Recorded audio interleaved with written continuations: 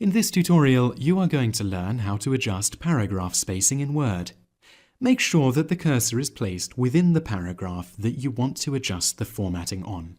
If you want to adjust spacing of the whole document, press Ctrl and A on the keyboard to select the whole document.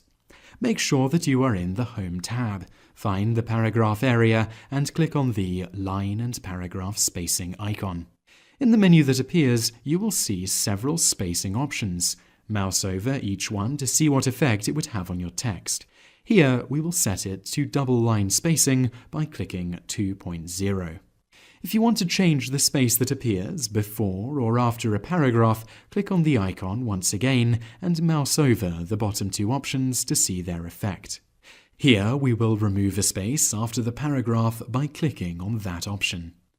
To access more advanced options relating to paragraph settings, right-click within the paragraph that you want to edit and click Paragraph in the menu that appears. In the spacing section of the window that appears, you can see several options. When you change these, you will see a preview below, and simply click OK to apply these changes to your document, and that is how to change paragraph spacing in Word.